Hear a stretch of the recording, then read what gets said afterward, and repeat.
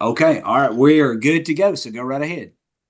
All right. So as Mr. Floyd said, good morning or afternoon, depending on where you're joining us from today. We'd just like to again thank you for attending the last session of the FRYSC Coalition's Webinar Wednesday mini-series. Now, you could be anywhere in the world, but you're here with us, and we appreciate that. We just have a few concepts that we want to discuss with you guys today. Some of it is from previous sessions. We want to provide some updates for the upcoming session, and not only the role of public policy in those efforts, but what you can do to play a part in it as a center coordinator. So as Quentin said briefly, we're just going to introduce each of our facilitators today. We're going to take a team approach on this one. So first up, we got Miss Marianne Jennings. She's the Assistant Director for the Division of FRYSC, and she's also a public policy member. We've got Miss Krista Campisano. She's a Jefferson County Coordinator, and she's also the coordinator of our FRYSC Legislative Page Days. She's also a public policy member. We've got Liz Gardner-Welch, who is a Boyle County Coordinator, and she's the current President of Public Policy, and she's done an outstanding job taking over in that position. And I'm William Owen. I'm the Regional Program Manager for the Division of Family Resource Center in Region 1. All right, we've got a couple of objectives here that we're going to look at today. Just two main objectives. The first one is to educate, and the second one is to equip. So we want the participants to leave today having an increased knowledge of the efforts of the Public Policy Committee, Coalition Business Manager, and their role in advocacy efforts.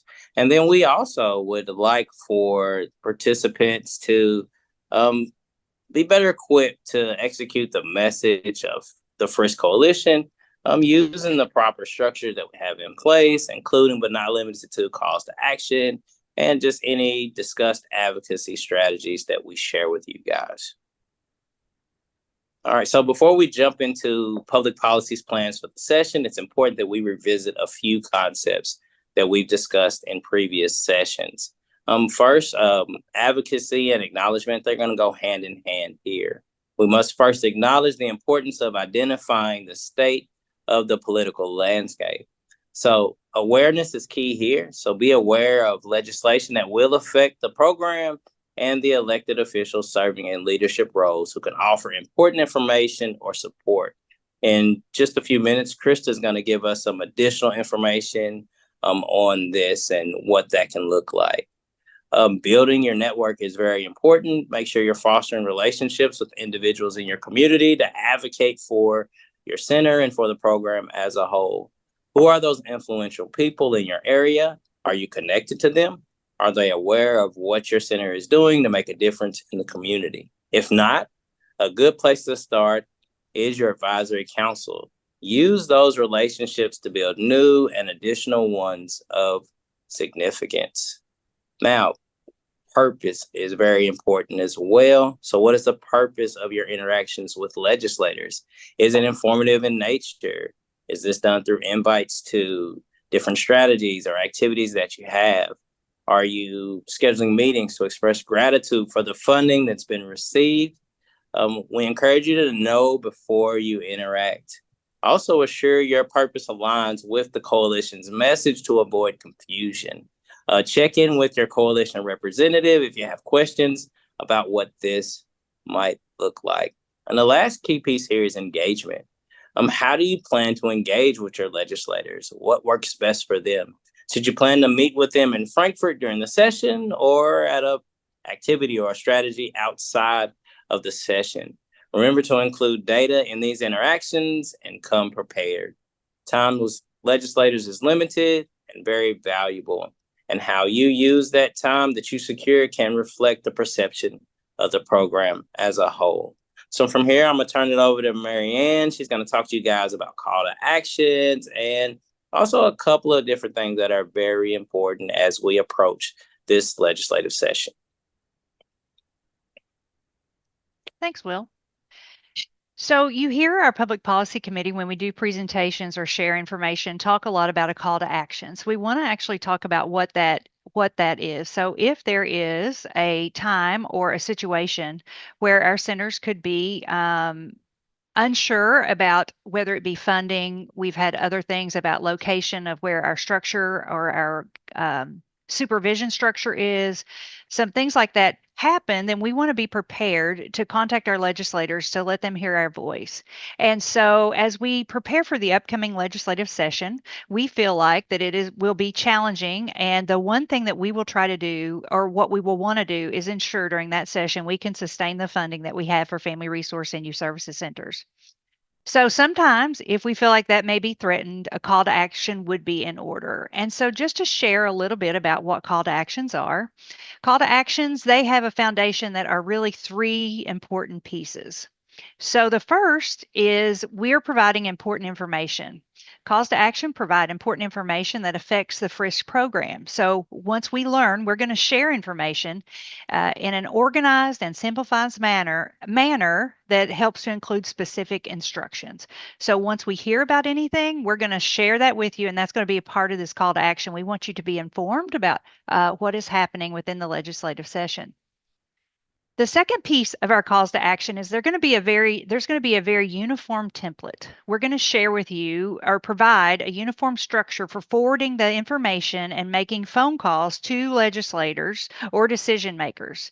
And a lot of times it's very hard to articulate what our message will be. By providing you the uniform structure and language to use, it prevents information from getting lost in translation or for it to be interpreted as different messages. So we will always provide a uniform template of what the message is to help to have that uniform structure and message, because the uniform message is what is important for activating change. The third piece is going to be strategic messaging. So the message that we're going to deliver via the call to action is strategic. All avenues of unintended consequences have been considered and explored, and we've looked for appropriate buzzwords and content to be included.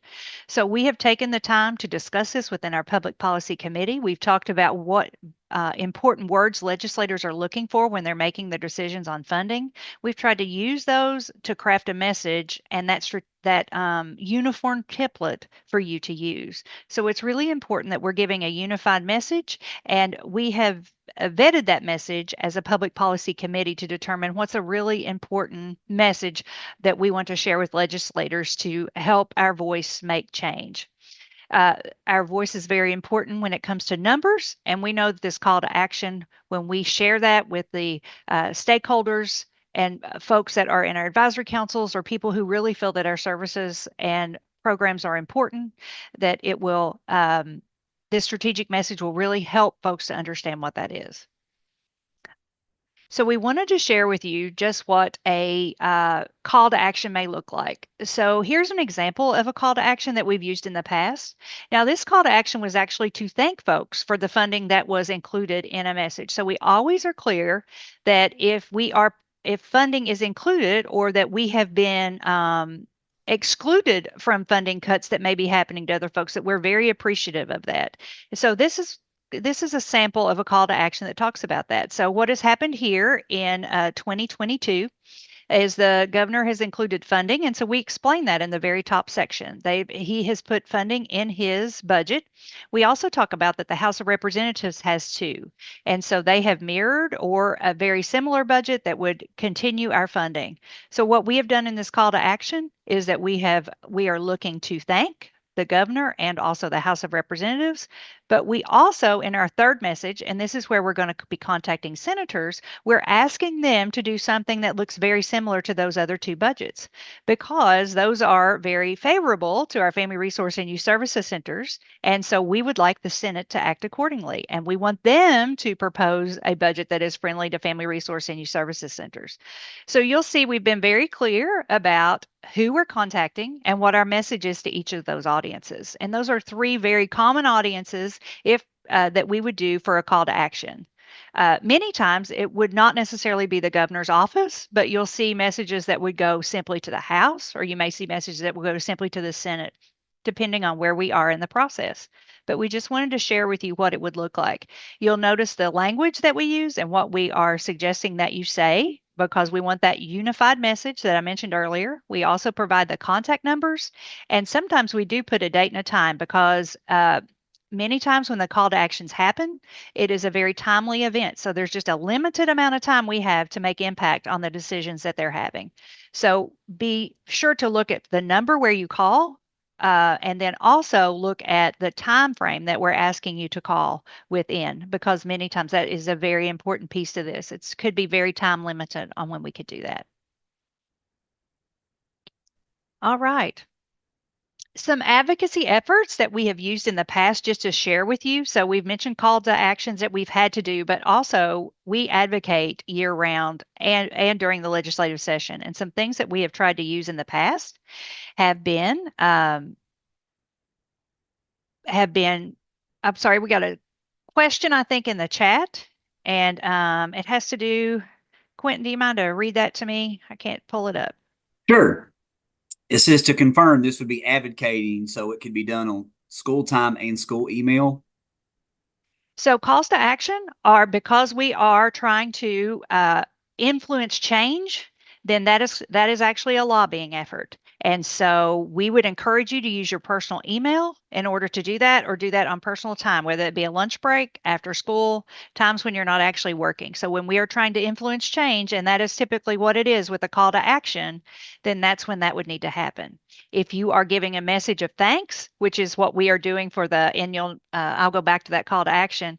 If you'll notice, the first two pieces are a thank you to the governor and then to the House of Representatives. That would not be considered lobbying, because we are not trying to influence change. They've already made that decision. We are just communicating an appreciation. When you move down to the message for the senators, then that is trying to impact their decision making, and so that becomes lobbying. So I appreciate the question. I think folks really struggle with that sometimes. Some districts are a little more particular about those things, but it's really important to know the difference so that you can protect yourself when you're carrying these messages. Any other questions?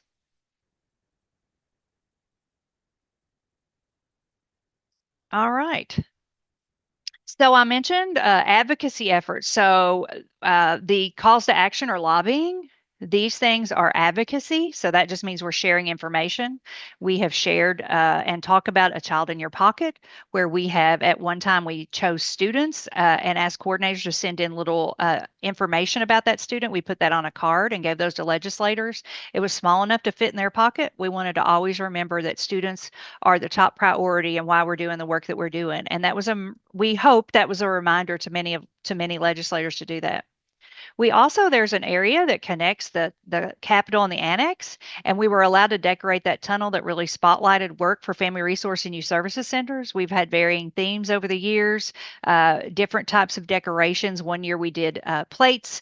We had students write on them, "We know your plate is full, but," and then offered a message about the work that that the services that students receive and how their center impacts them. So there are many. We also spotlighted the Child in My Pocket in that tunnel one year. But what it does, the legislators walk through that tunnel every day to go from one section to the other, and it offers a reminder and an opportunity to look at the work we're doing.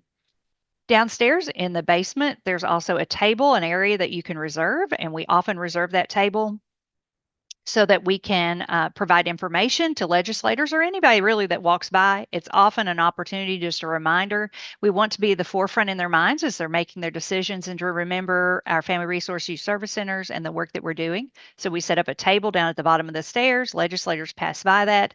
Many times, I think Liz and Krista will also affirm this, that they're offering words of encouragement. They appreciate the work that we do, and it's a very positive experience that we have, and legislators are very positive about the work. We do legislative page days. I mentioned advocacy efforts and remembering our Family Resource and Youth Service Centers. Legislative page days offer an educational opportunity to students, but it also reminds legislators that we are in the house. FRYSCs are there. We are supporting students, and we're offering an opportunity for legislators to meet with students and to hear the work that we're doing in our centers.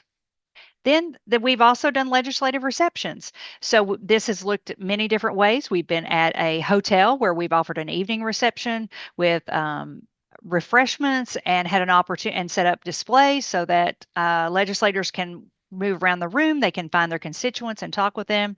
We've also done it on the second floor of the Capitol. We do these on sessions when they are deciding on the budget, which is even numbered years. We do legislative receptions in a large group.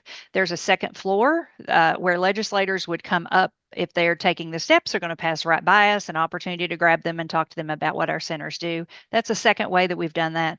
We also ask during odd number years that we are using that time to meet locally with legislators in their own communities and to hear about how FRYSC are doing their work in their centers. So those are just some advocacy efforts that public policy has been using over the years. And I'm going to turn it over to Liz and let her talk about our FRYSC Week. Okay. As Marianne was talking about some of our past advocacy efforts, we have some upcoming ones that we want you all to be aware of. FRYSC Week is February 9th through the 13th this year. We have the FRYSC Toolkit that's going to be released in January for new FRYSC coordinators. This toolkit, you can just go through and it gives you ideas of ways that you can showcase the work that goes on in your centers. Roles, coordinators sometimes feel like, oh, I don't want to be bragging on myself, but the roles of our coordinators are to highlight your school center and the work that you're doing on behalf of your students and their families and your staff and within your communities. And what we like to see and what has happened more and more as we've, I think this will be our 4th or 5th year of having a FRYSC Week, roles of our school districts. Their role is to celebrate the work that you do in their districts, in your schools, and in our communities. All of these things are very positive for us as we do our work, but they're a positive advocacy effort as well.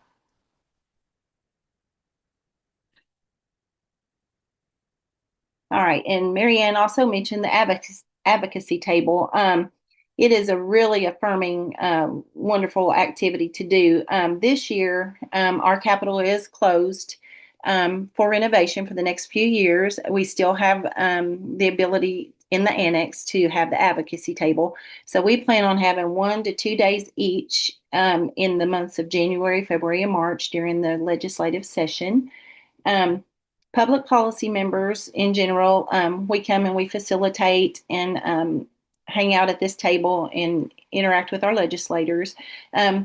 We are welcoming, if any of you all would like to come and do that, if you would just reach out to any of us, we would be glad for you to come and do the advocacy table with us. And a lot of times what happens is people will go ahead and we will make a meeting with your local legislators while you're there.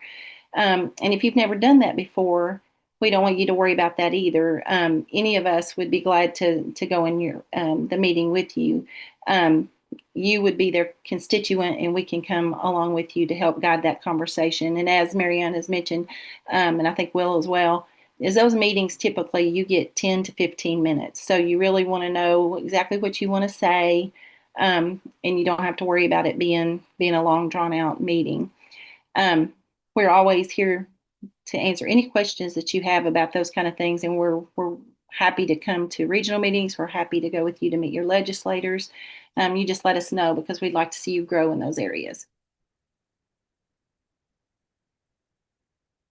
This year is the FRYSC 35th anniversary, and that's just amazing.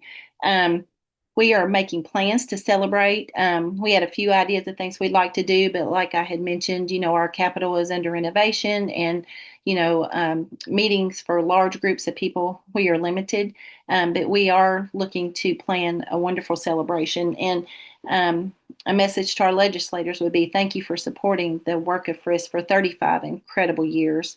We are the last piece of CARA, and we all know the work that we do is valuable to our students and our staff and our communities.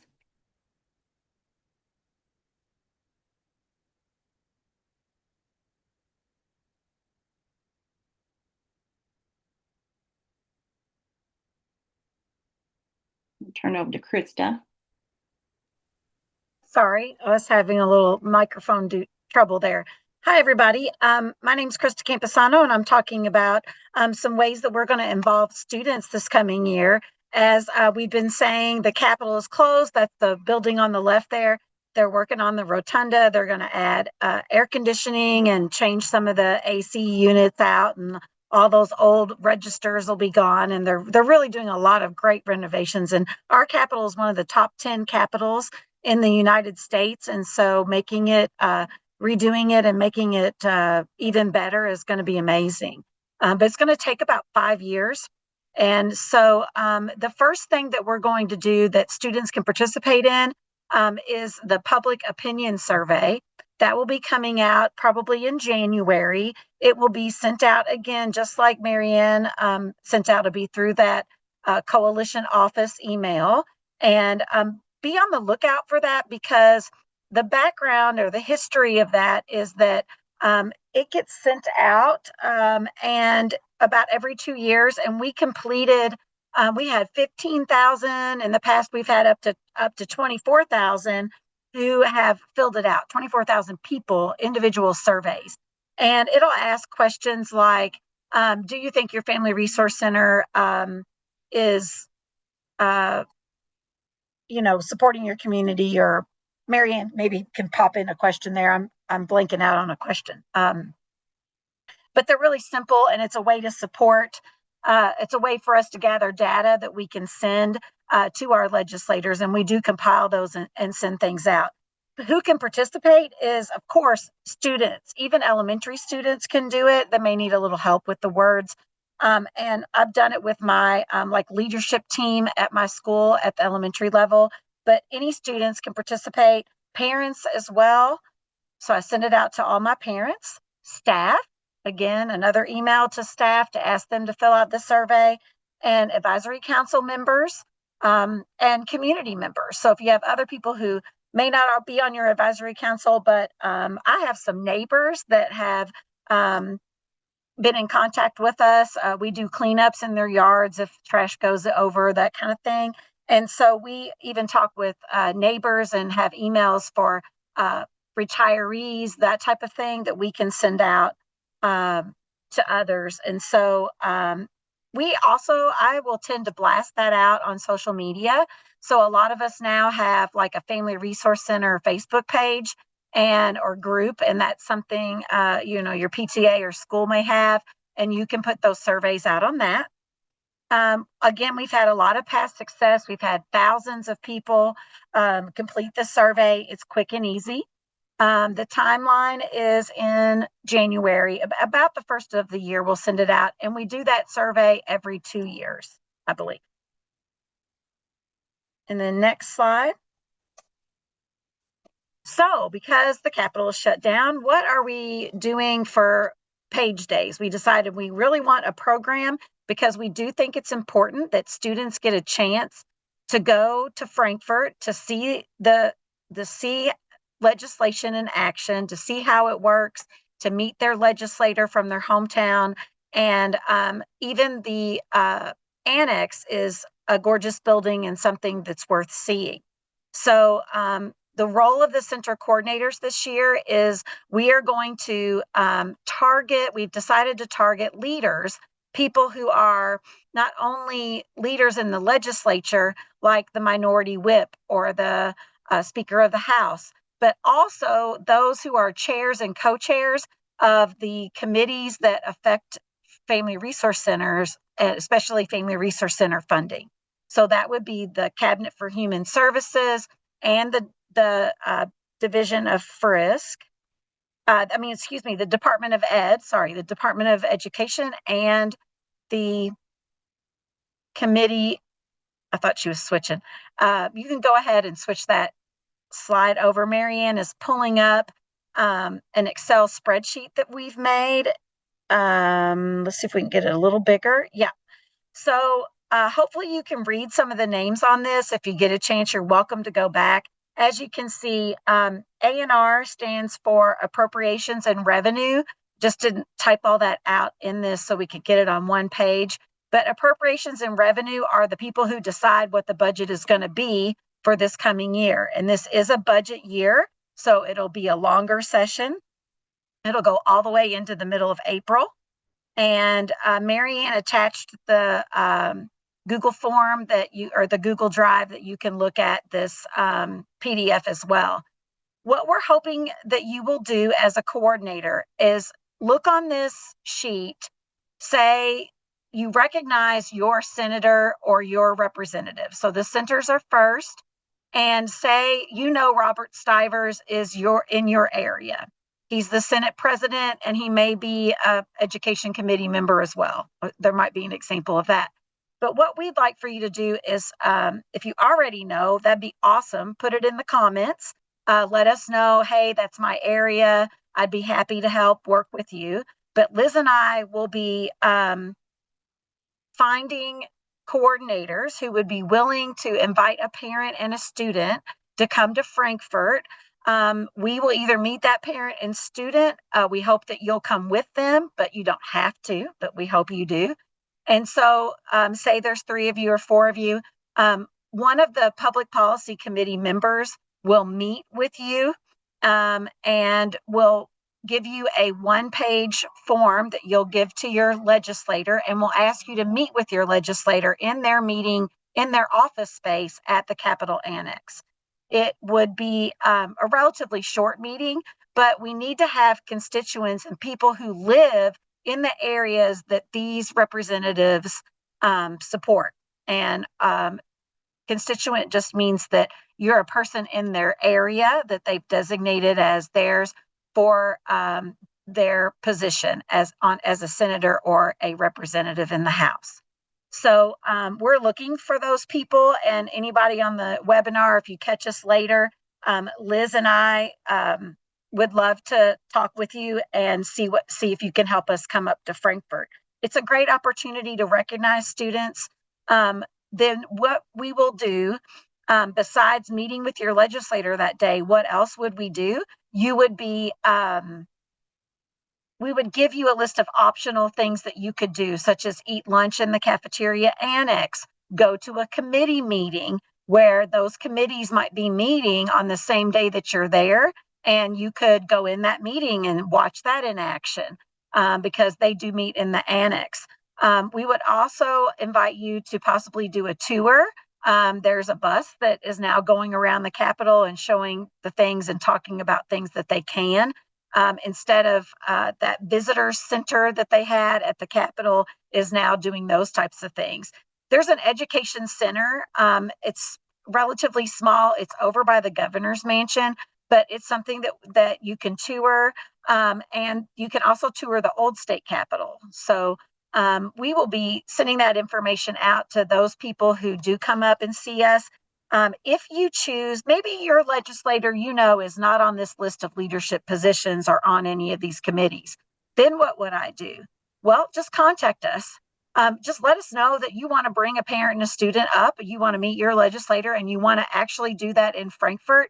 Liz and I would be happy to work with you to come up and do that. So.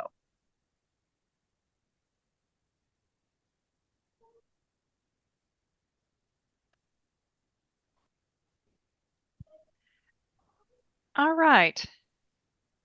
Sorry, when I clicked on that other document, it kind of took me away from my notes. So just a moment. Okay, so I wanted to introduce you to Michael Jones. He's not with us today, but we wanted to share a little bit about what he does because he is our registered lobbyist. And so why do we need a registered lobbyist? Just for some historical context and to let you know what he does for the coalition. He's a registered lobbyist because state employees like our Division of Family Resource and Youth Service Center staff and school district employees like you who are FRYSC coordinators, you can't be in that position. You cannot be a registered lobbyist.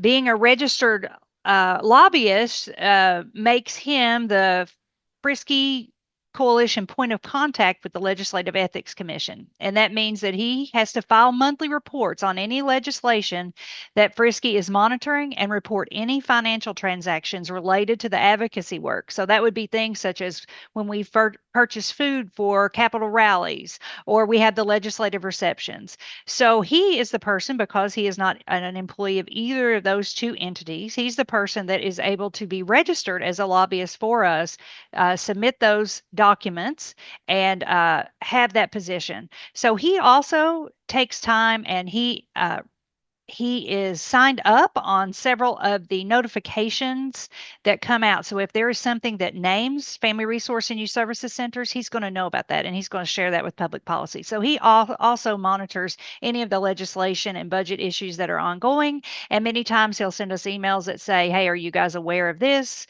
Do you know this is happening? So this has really been a beneficial piece that Michael has done for us, and we're very thankful that he is able to actually carry that message and be that person.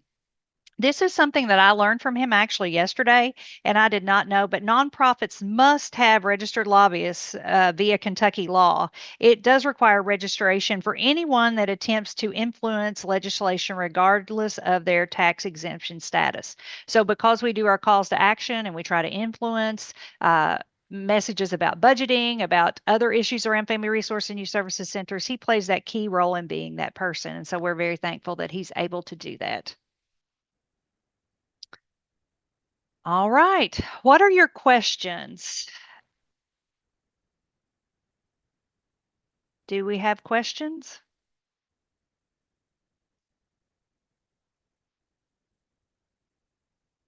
So where can we find how our representatives in the Legislative House has voted in the past in regards to Family Resource and Youth Services Centers?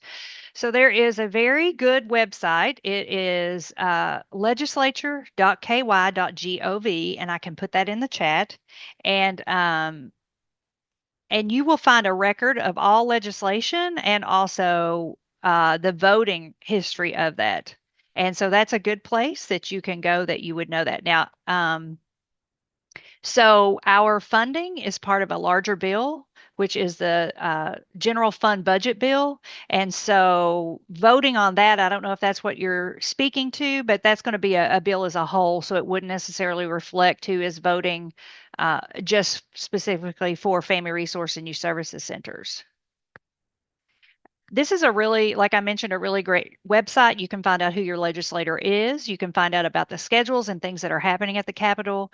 We've mentioned construction several times. You'll be able to find out there where you can go, what you have access to as a constituent here in Kentucky. So I encourage you to use this webpage for a lot of different information.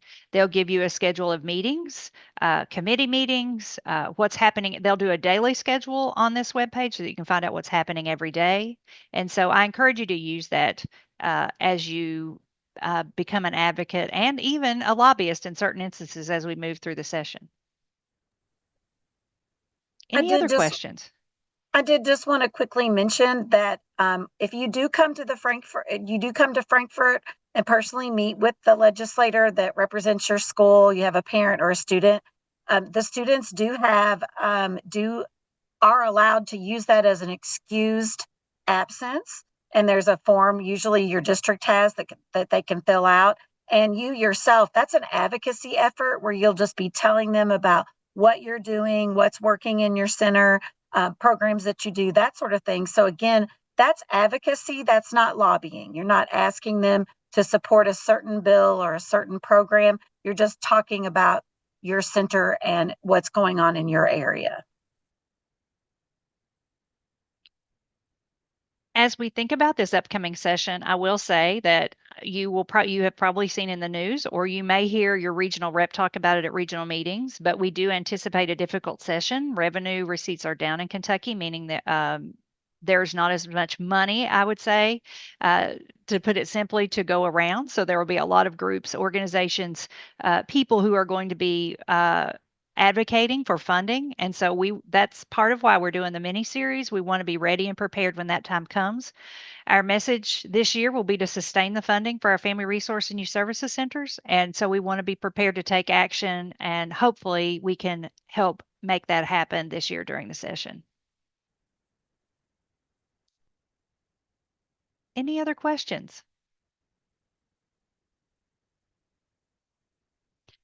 So if you want to open up your chat boxes, I think they still have access to chat, but if you wanted to open up your chat boxes and just let us know, put in the chat an idea that you have had about how you're going to reach out to a legislator. What is something that you're going to do in the next month to 2 months outreach to your legislator? Does anybody have any plans, or have you thought of something while we're doing this presentation that you want to do or you want to share with your legislator? If you want to put that in the chat so we can share some ideas. I'll go ahead and get started and let you know that at the division level and also for the Coalition Public Policy, we are doing one-page informational flyers to all legislators, and it will have impact reports from their district where they live, and it will show impacts that our centers have made. It will also give statewide data on many different topics, and so we want them to have that and to be able to see what's happening both in their district and also statewide. So we have folks that plan to visit Frankfort with 4 other Region 4 coordinators. That's absolutely great. That's a great idea. A lot of times people do schedule those visits. I encourage you to do that. They still have their offices open in the annex, and you can still make those visits. So that's a great idea. Kim King's going to be in Erica's building Friday. She plans to meet with her and give her a one-pager that I assume that she's created. And she's friended her reps on Facebook and asked them to join the center's page. Excellent idea. Social media is a great tool. We always see different social media posts about the great work happening in centers. So by all means, invite your legislators to be part of your Facebook page so they can see that information. Barbara has an open invitation to attend advisory council meetings, especially before they leave for the session. Sure, advisory council meetings, I'm sure you're using those to share all the good work that you're doing. What a great thing to invite them. But I also encourage you, if legislators aren't available, they may have spouses, they may have kids, there may be people that are connected to them that could share that information if they aren't able to be there. So extend that invitation to others as well. Bullitt County is hosting a community coffee event on Friday, and they've invited legislators, mayors, and board members, just casual coffee and donuts. That's a great idea before the session starts, just to kind of have some conversations. You guys have got some really good ideas in the chat. Send artwork. We are thankful for you to my legislators. And then, let me see, the elementary turkeys are great. So good idea, Krista, sending that artwork. Barbara's asked, will we share the one-pagers with you? Yes, we can. Those won't be ready until the session starts in January, but we can share those one-pagers with you once we get those created. It takes us a little time. It's a pretty time-intensive project, but certainly we can share those with you. And then Krista says, invite them to school to large events where they can meet their constituents. Absolutely. Anytime you're having an event that your center has sponsored and there are a large group there, that's a great opportunity to invite your legislators. And if you do a newsletter, be sure they're on your mailing list and that they receive a copy as well. Anything else anybody wants to add? Mary Ann, I had a question. Sure.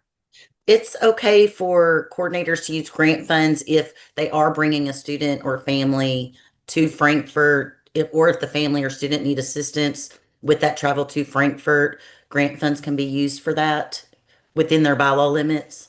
Within their bylaw limits, yes, it can. It's an educational opportunity, so it would be just like anything else that you would be able to provide or that you would support that for students to do. So it is an educational opportunity, and it's not a lobbying event or any lobbying effort. So absolutely, they would be able to use center funds within the bylaw restrictions to do that.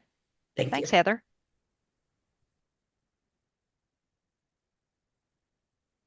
Any other questions?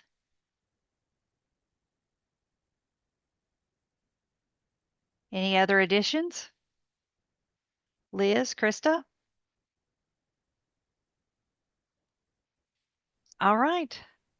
Thank you all for participating in our webinar. This is, I'll let Quentin close us out. This is our 4th and final public policy mini-series. If you haven't seen the other 3, I encourage you to go back and take a look as we gear up for the legislative session. I want to reiterate one more time, it's going to be an important session. I encourage you to be engaged, have your stakeholders ready, and know who your list is of people you're going to contact that can spread the word about the good work of centers when the time comes. So, Quentin? All right. Well, once again, we do want to thank our speakers, Mary Ann, Krista, Liz, and William, for taking the time to do these sessions with us, this series, I guess we could say. And as Mary Ann said, if you're not able to go back and watch the others, check our training hub out. There's videos on there. And then if you haven't seen them, you can access the information, which is great information, but you can also get the 1 hour professional development credit for it as well. So once again, thanks to our speakers. What I'm going to do right now, I'm going to go ahead and put the survey in the chat. If you'll fill that out for us, and give me just a minute, I'm going to give you the PD tracking code so you can get credit for today as well.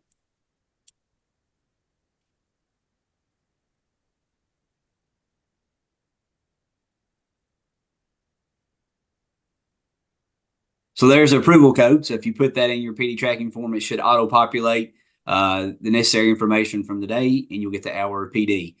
Once we get this recording up, it'll probably be sometime next week, because normally it takes about the end of the week for me to get it, and Melissa Newton will edit it for us, but we'll get it put on the training hub in case you want to go back and revisit that. So I'll stay on here. If anybody has any questions, I'm going to go ahead and stop the recording, and then if anybody needs to stick around, feel free.